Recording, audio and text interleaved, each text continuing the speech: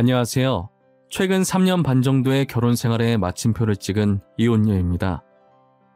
이혼까지 정말 오래 걸렸는데 막상 도장 찍고 나니 이렇게 속이 후련할 수가 없어요. 짧은 결혼 생활이었지만 정말 드라마에 있을 법한 일을 다 겪어봤네요. 이혼하기로 마음먹은 순간을 생각하면 이게 드라마 속 이야기인지 실제인지 아직도 분간이 안 가요. 제가 망상병 환자가 아닐지 병원에 가서 검사를 받아봐야 하나 심각하게 고민한 적도 있어요. 그만큼 말도 안 되는 일이 제 눈앞에 벌어진 거예요. 그래도 이혼하면서 시댁 식구들에게 제대로 한 방 먹이고 나왔는데 그 이야기를 여러분들에게 자랑해볼까 하고 이렇게 글을 적게 되었습니다. 저는 남편을 만나고 있을 때도 결혼할 생각이 없었어요. 그렇다고 비혼주의자 그런 건 아니었고 괜찮은 사람이 있으면 해야겠다고 생각했는데 아직 제 앞에 괜찮은 사람이 나오지 않아서 아직은 결혼할 마음이 없었던 거예요. 솔직히 남편도 같이 살기에 괜찮은 사람이라고 생각해서 결혼한 건 아니에요. 시댁에서 하도 결혼을 재촉하는 통에 어쩔 수 없이 결혼을 하게 된 것이죠. 저는 당시 조그만 카페를 운영하고 있었어요.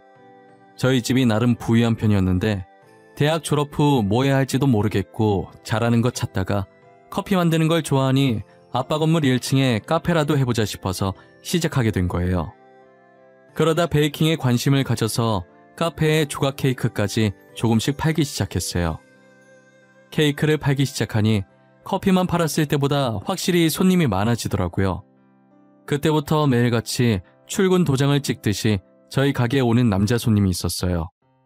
그 남자 손님은 여러분들도 예상하셨듯 바로 제 남편이었어요. 남편은 항상 아이스 아메리카노와 딸기 조각 케이크를 사갔었어요. 매일 같은 메뉴를 사가시길래 질리지 않는지 궁금하더라고요. 원래 손님한테 말을 잘 안 거는 편인데 카드를 건네주면서 물어봤어요. 손님, 매일 아이스 아메리카노랑 딸기 케이크 사가시던데 안 질리세요? 같은 메뉴 하루도 빠짐없이 매일 먹으면 좋아하던 거라도 질릴 것 같은데. 계속 같은 메뉴 사가면 저를 기억해 주실 것 같았어요. 친구가 알려준 방법인데 이게 진짜 통하는구나. 네? 그게 지금 무슨 말 하시는 거예요? 누가 뭘 기억해요? 메뉴를 기억한다는 건가? 아니요, 메뉴 말고 사장님께서 저를요. 항상 같은 메뉴 사가는 손님으로라도 저를 기억해 주실 것 같아서요. 저랑 뭐 하자는 거예요? 설마 지금 저한테 작업 거시는 거예요? 네, 작업 거는 거예요. 처음 커피 사러 왔을 때 사장님께 반했거든요. 번호 물어보는 건 실례일 것 같고 제가 번호 하나 남기고 갈 테니 생각해 보시고 연락 주세요. 보통 상대방의 번호를 물어보는데 남편은 실례인 것 같다며 본인 번호를 남기고 가더라고요. 말도 조곤조곤 잘하시고 젠틀한 면이 보여서 살짝 호감이 들긴 했어요. 퇴근이 다 될 때까지 연락할까 말까 고민하다가 결국 퇴근하고 연락을 했어요. 남편은 연락 안 올까봐 애타서 하루 종일 일도 손에 안 잡히고 조마조마했다고 하더라고요. 그런 남편이 귀여워서 저 혼자 집에서 괜히 이불킥하고 난리도 아니었어요. 저희는 그렇게 남들처럼 평범하게 연애를 시작했어요. 남편은 저보다 5살 연상이라 그런지 결혼 정년기에 접어들어서 빨리 결혼을 하고 싶어 하더라고요. 저는 아까 여러분들께 말씀드렸다시피 결혼에 관심이 정말 없었어요. 남편이 제 결혼 상대로 적합하다는 생각이 들기도 뭐하게 연애 기간이 짧았거든요. 이제 연애한 지 고작 4개월밖에 지나지 않았는데 무슨 결혼이란 말이에요. 결혼 이야기가 나올 때마다 너무 이른 것 같다고 남편을 어르고 달랬어요.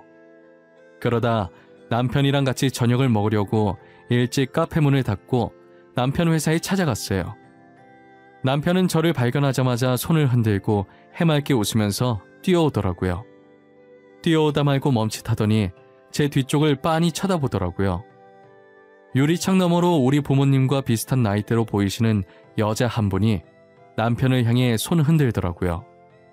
저는 저 여자분이 남편의 어머니라는 것을 본능적으로 직감할 수 있었어요. 아니나 다를까 남편이 엄마라고 외치면서 여기로 오라고 손짓을 하더라고요. 이런 식으로 만나게 될 줄 몰랐는데 준비도 안 된 상태에서 만나니 머리가 띵하더라고요. 오빠 뭐야? 오늘 나랑 저녁 먹기로 한 거 잊었어? 우리 저녁 약속에 어머님도 부른 거야? 나 엄마 안 불렀어.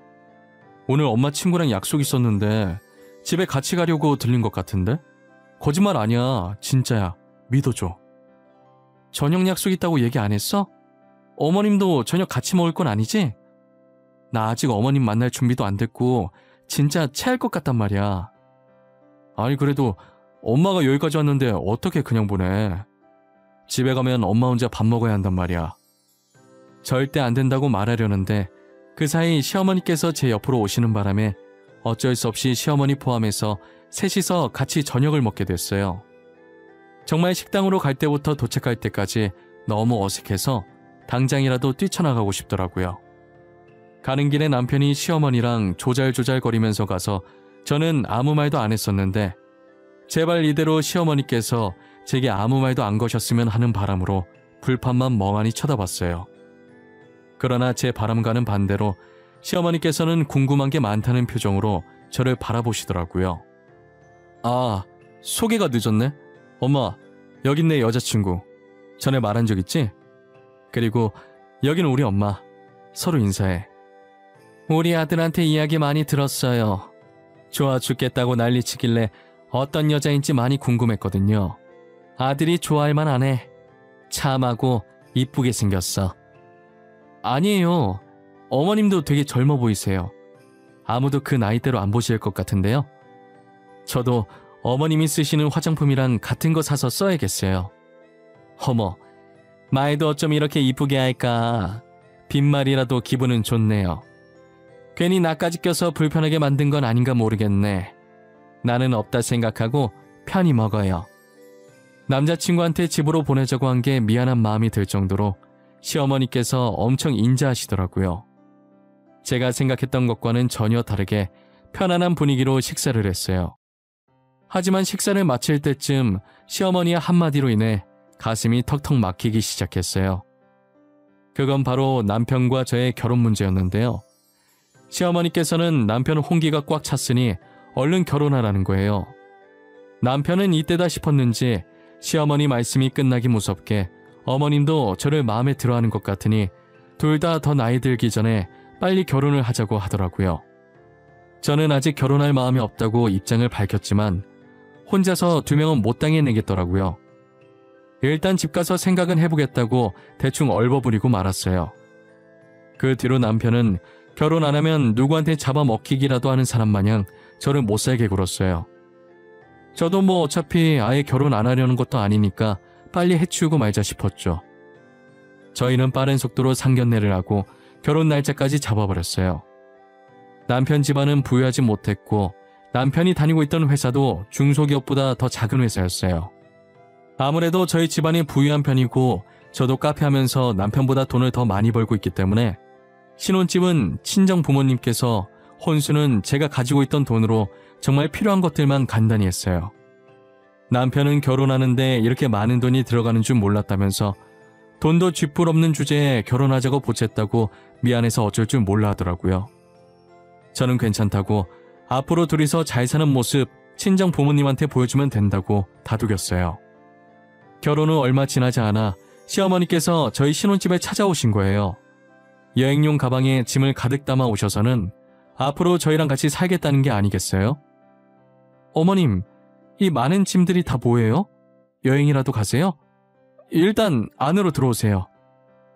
아가, 미안한데 앞으로 너희랑 살면 안 되겠니? 방 하나 남는다고 들은 것 같은데 남는 방을 내 방으로 쓰면 안 될까? 어머님 집 놔두고 저희 집에서 산다고요?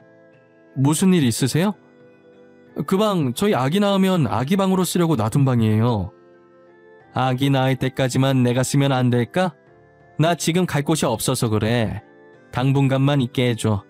내가 어떻게든 동구해서 나갈게. 아니, 어머님이 들어와서 사는 건 상관이 없는데 무슨 일인지 말씀은 해주셔야죠. 도대체 무슨 일이 있었던 거예요? 저한테 말해주셔야 저도 돕든 말든 하죠. 내가 사기를 당해서 집을 다 날렸어. 친한 친구가 돈 2배로 불려주겠다고 건물 담보로 맡기라길래 나는 친구만 믿고 아들 몰래 집을 맡겼는데 그게 홀랑 날아가 버린 거야. 알고 보니 시어머니께서 믿었던 친구한테 배신을 당해서 집을 다 날려버린 거예요. 정말 미안하다고 눈물을 뚝뚝 흘리시면서 얘기하는데 제가 어떻게 거절하나요? 평소에도 시어머니께서는 좋은 분이셨기 때문에 저희 집에 들어와서 살라고 했어요.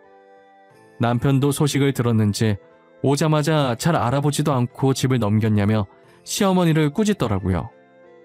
저는 흥분한 남편 달래고 울고 있는 시어머니 달래느라 중간에 껴서 기가 쫙 다 빠져버렸어요. 시어머니는 신혼집으로 들어와서 살기 시작하면서 제 눈치를 보시기 시작했어요. 제가 괜찮다고 눈치 보지 말고 내 집이다 생각하고 지내라고 해도 눈치를 보시더라고요. 남편과 제가 일하는 동안 시어머니께서 집안일을 다 해주셔서 저는 손 하나 까딱할 일이 없었어요. 오히려 남편과 둘이 지낼 때보다 더 살기 편했죠. 저는 시어머니께서 너무 착하셔서 모시고 사는데 불편한 점이 하나도 없었어요. 오히려 어머님이 힘드신 건 아닐지 걱정이었어요. 정말 그 정도로 다 좋은데 하나 문제가 있다면 자꾸 제 물건이 하나씩 없어진다는 거예요. 처음엔 평소에도 제가 엄청 덤벙거리는 성격이라 분명 어디에 버려두고 왔을 가능성이 커서 없어진 물건들에 대해 크게 신경 쓰지 않았었거든요. 사실 물건 없어진 것도 몰랐다가 필요해서 찾으면 없어진 걸 알 정도로 기억력도 좋지 않았죠. 그런데 잃어버리는 빈도수가 점점 많아지는 느낌이 들기 시작하는 거예요. 근데 그마저도 제게 문제 있는 줄 알고 뇌 사진을 찍어봐야 하나 라고만 생각하고 별로 신경 안 썼어요. 저는 괜한데 신경 쓰지 말고 열심히 일해서 시어머니의 집을 다시 되찾아 드려야겠다는 생각을 했어요. 하지만 제가 할 줄 아는 거라곤 커피를 만들어내는 일밖에 없었어요. 이 커피를 가지고 뭘 할 수 있을까 고민하던 찰나에 요즘은 영상을 만들면 그걸 어떤 사이트에 올려서 돈을 벌 수가 있더라고요. 그래서 커피 만드는 과정을 찍어서 필요한 재료들을 자막으로 간단하게 넣고 영상을 올렸어요. 몇 개 정도 올리니 구독자 수도 많이 쌓이고 조회수도 그만큼 많이 올라가더라고요. 3년 정도 커피와 빵을 만드는 영상을 올리면서 돈을 벌어왔어요. 꽤나 많은 구독자와 조회수가 쌓여서 영상 하나만 올려도 수익이 몇 배로 껑충 뛰더라고요. 저는 3년 동안 영상을 올려서 번 수익이랑 카페 일을 하면서 번 돈으로 드디어 시어머니의 집을 되찾을 수 있을 것만 같았어요. 몰래 선물로 드리고 싶어서 남편과 시어머니한테는 이 사실을 알리지 않았어요. 그동안 저희 집에서 살면서 눈치도 많이 보시고 제게 너무 잘해주신 보답으로 드리고 싶었거든요. 저는 일찍 일어나서 가방에 돈을 넣고 카페 오픈하러 가는 척 하다가 그대로 부동산으로 뛰어갔어요. 부동산 직원에게 3년 전 사기당해서 잃었던 그 집을 다시 찾아오려고 한다고 지금 현재 집주인 번호를 가르쳐 줄 수 있겠냐고 물어봤어요. 직원은 가르쳐 줄 수 없다면서 되게 난처해하더라고요. 어떻게 할 방법이 없어서 결국 사람을 시켜 집주인 번호를 알게 됐어요. 그런데 제가 받은 현재 집주인 번호가 굉장히 낯익더라고요. 제 휴대폰에 입력을 해보니 남편이라는 두 글자가 떡하니 뜨는 거예요. 저는 남편이라는 글자를 보자마자 도대체 이게 무슨 일인가 싶었어요. 그때부터 굉장히 찝찝하고 더러운 기분이 들기 시작하더라고요. 제 눈으로 직접 확인해야 할 것 같아서 곧장 시어머니가 살았던 집으로 가보기로 했어요. 시어머니 집 맞은편에 있던 카페에 들어가서 몰래 그 집을 계속 지켜보고 있었어요. 1시간이 지났을 때쯤 시어머니 집에서 남편과 시어머니가 나오고 있더라고요. 저는 혹시나 모를 상황을 대비해서 사진을 찍기 시작했어요. 그러다 남편과 시어머니 뒤에서 나오는 사람을 보고 폰을 떨어뜨릴 뻔했죠. 모르는 여자가 그 집에서 같이 나오더니 그 둘을 배웅해주고 있었고, 그리고 시선을 밑으로 내리니 여자 다리를 양팔로 안고 있는 어린아이도 보였었어요. 도저히 이게 무슨 상황인지 예측을 해보려고 해도 도무지 떠오르지가 않더라고요. 분명 시어머니께서 사기당했다고 했는데 사기당해서 잃은 그 집은 남편 명이 그대로였고, 거기서 나오는 시어머니와 남편, 그리고 모르는 여자와 아이까지 전혀 모르겠더라고요. 저는 이 상황에 대해 더 알아봐야겠다는 생각이 들었어요. 안 그래도 주말만 되면 시어머니와 남편이 각자 친구들과 약속이 있다고 나가더라고요. 주말에 이 두 사람이 이곳에 나타날 것이라는 확신이 들었어요. 저는 개인 사정으로 주말에 카페를 쉰다고 적어놓고 시어머니 댁으로 향했어요. 뭐라고 하는지 듣고 싶어서 벽면에 붙어서 그들이 나올 때까지 숨죽여 기다렸어요. 얼마 지나지 않아서 문 열리는 소리가 들리더니 한 명씩 밖으로 나오더라고요. 에미야, 우리 간다. 다음 주에 또 오마. 그때까지 우리 손자 잘 부탁한다. 에구, 똥강아지. 할미 갈게요. 다음 주에 보자. 여보, 우리 없는 동안 아프거나 필요한 거 있으면 말해. 바로 달려올 테니까. 알겠지? 우리 아들, 아빠 갈게. 다음 주에 보자. 우리 아들이 좋아하는 치킨 사들고 올게. 당신 뒤에 나무. 앞 좀 보고 다녀. 다칠 뻔했잖아. 다음 주에 봐. 어머님도 다음 주에 오세요. 제가 맛있는 거 해드릴게요. 아이고 에미야, 손이 차다. 얼른 들어가. 우리는 알아서 잘 가니까 나올 필요 없어. 우리 강아지 코 빨개진 것 봐라. 애 감기 걸릴라. 어여 들어가. 저는 그들의 대화를 듣고 너무 놀라서 녹음기를 떨어뜨리고 양손으로 입을 틀어막았어요. 알고 보니 시어머니 집에 살고 있던 여자는 남편의 상간녀였어요. 시어머니는 제게 사기당했다고 거짓말치고 저희 신혼집에 얹혀 살면서 그 집을 남편의 상간녀가 살게 내어준 것이었어요. 어떻게 이런 식으로 사람 뒤통수를 칠 수 있는지 눈물이 나기 시작하더라고요. 제가 이제껏 남편과 시어머니께 잘못한 것도 없는데 이렇게 당하니 너무 서러웠어요. 어디다 말할 곳이 없어서 친구한테 이 사실을 털어놓았고 저는 친구에게 돈을 줄 테니 저 대신 그 집을 사달라고 부탁했어요. 야, 괜히 네 돈 써서 그 집을 왜 사냐? 그 사람들만 좋은 거 아니야? 그냥 그 집을 우리가 뺏어버리자. 그 집을 뺏자고? 무슨 수로 뺏을 건데? 사는 방법밖에 없지 않아? 돈 안 쓰고 어떻게 그 집을 뺏어와? 이 언니가 한때 주식 공부한 거 알지? 나만 믿어. 내가 말 몇 번만 하면 그 집 바로 쓰러져. 내가 지금 굉장히 좋은 방법이 떠올랐거든. 제 친구는 우연을 가장해서 남편에게 접근을 했어요.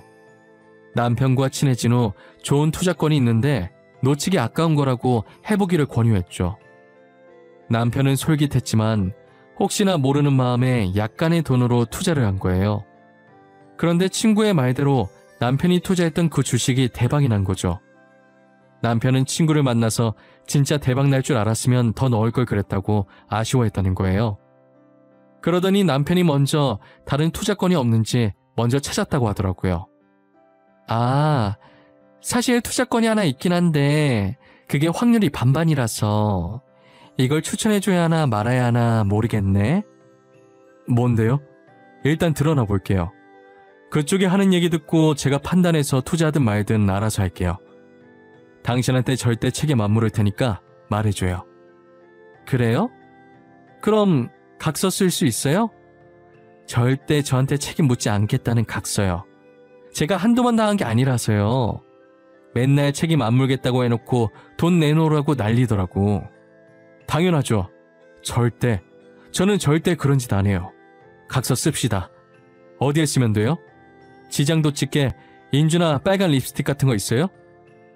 책임을 물지 않겠다는 각서를 작성한 후에 친구는 미끼를 조금씩 풀었다고 하더라고요. 저는 주식에 대해서 아는 게 없어서 친구한테 설명을 들어도 이해를 못했는데 일단 친구가 소개해준 투자권은 절대 대박날 수 없는 투자권이라고 했어요. 오히려 대폭 하락할 주식이라고 하더라고요. 하지만 남편에겐 망할 주식이라고 말해주지 않았고 확률이 반반이라서 자기도 고민하다가 투자한 건이라고 신중하게 생각해보라고 했대요. 친구도 투자했다는 말에 놀라서 망할 거 알면서 왜 투자했냐고 물어보니까 투자 안 했다고 남편한테 거짓말 친 거라고 하더라고요. 이미 주식에 한번 맛을 봐서 아마 자기가 투자한 건이라고 하면 따라서 할 거라고 하면서요. 아니나 다를까 친구의 예상대로 남편은 그 주식에 엄청난 돈을 쏟아부었어요. 본인 명의의 시어머니 집까지 담보로 대출을 받아서 투자했더라고요.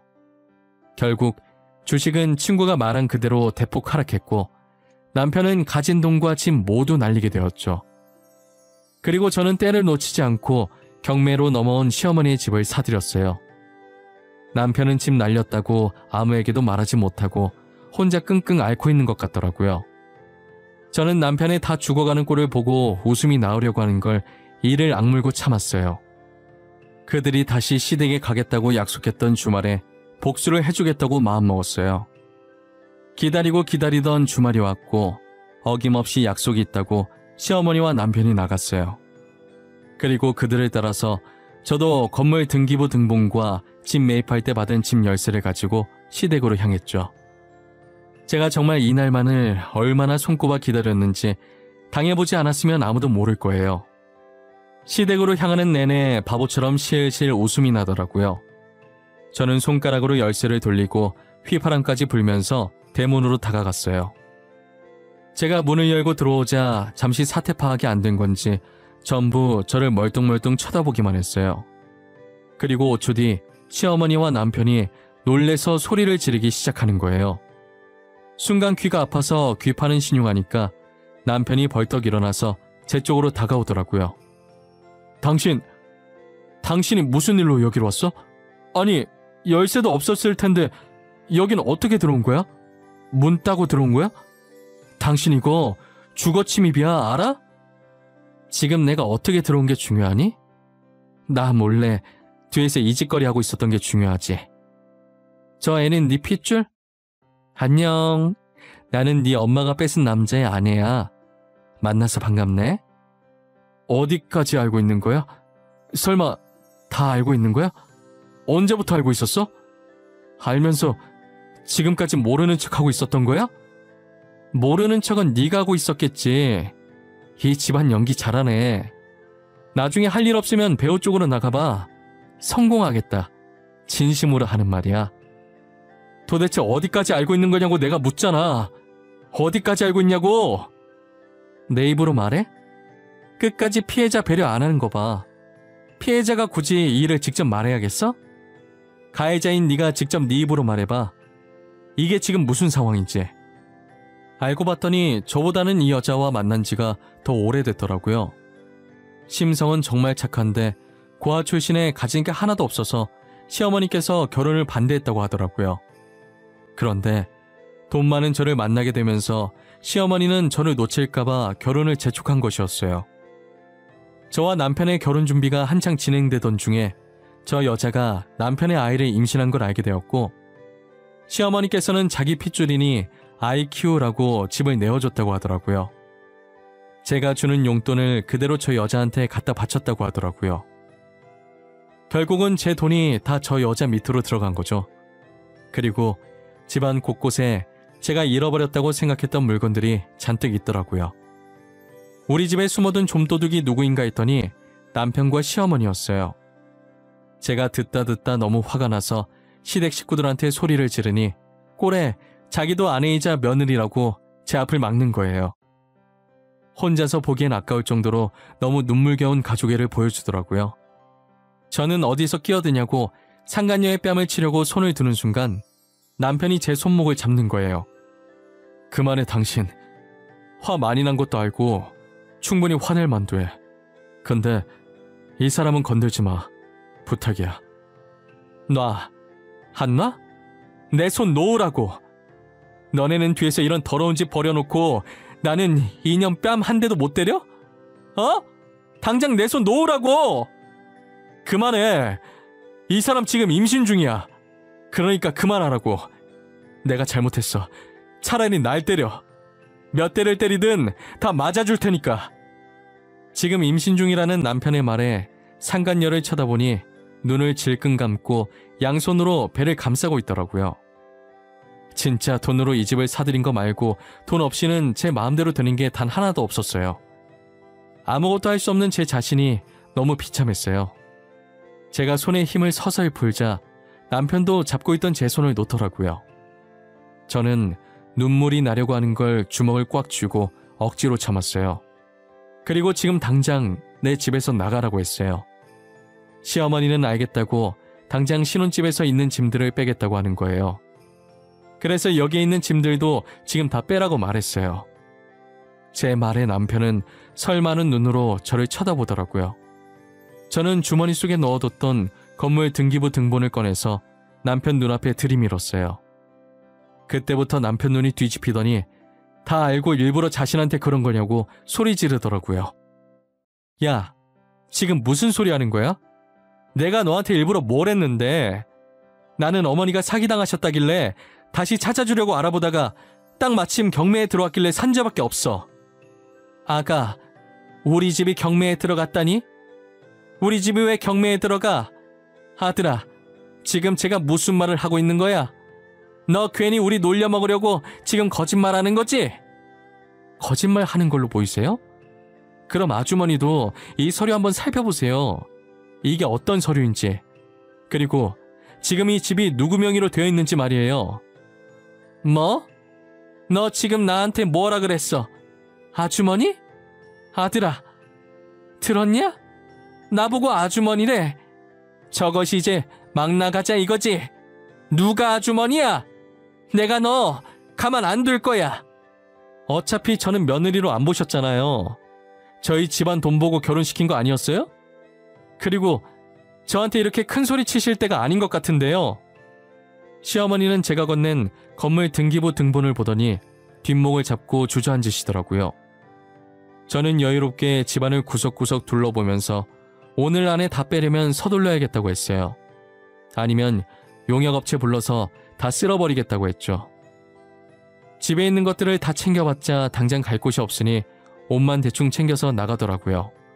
그러더니 옷을 담은 가방을 가지고 대문 앞에 세워진 남편 차에 올라타려고 하는 거예요.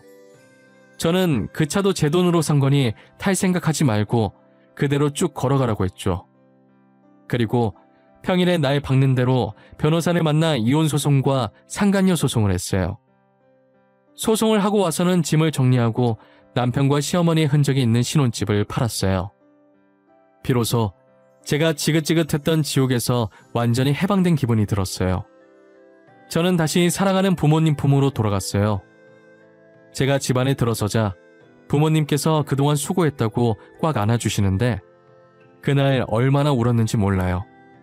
부모님 품에 안겨 소세지가 제 눈에 얹어진 기분이 들 정도로 펑펑 울었습니다. 어머니가 일부러 제 눈물 그치게 하려고 괜히 좋은 남자 만나서 재혼하라는 거예요. 그런데 어머니가 했던 방법이 정말 효과가 있었어요. 나오려고 했던 눈물도 쏙 들어가고 장난이라도 그런 말 하지 말라고 어머니를 쏘아봤어요. 어머니는 웃으면서 우는 거 저랑 안 어울린다며 손가락으로 코를 살짝 톡 건드시더라고요. 그날은 괜히 애교 부리고 싶어서 어머니 품으로 더 파고들었던 것 같아요. 앞으로 부모님이랑 같이 지내면서 재혼은커녕 연애도 절대 하지 않을 거예요. 연애할 시간에 옆에 계신 부모님한테 효도나 더 하려고요. 복수 목적으로 샀던 시어머니 집도 보면 계속 그날 생각이 날 것 같아서 다시 팔았고 그 돈으로 공기 좋고 물 좋은 곳에다 저희 부모님 별장이나 하나 만들어드렸어요. 딸은 출가 외인이라는 말이 맞는지 제가 부모님보다 시어머니를 먼저 생각했더라고요. 저렇게 좋아하시는 어머니 아버지를 보니 시어머니 집 찾아줄 생각 말고 진작에 저희 부모님한테 효도나 할 걸 그랬다 싶어요. 여러분들이 보기엔 어떠세요? 제가 한 선택이 과연 옳은 선택이었을까요? 댓글 남겨주시면 쓴소리도 달게 받겠습니다. 지금까지 제 긴 이야기 들어주셔서 정말 감사합니다.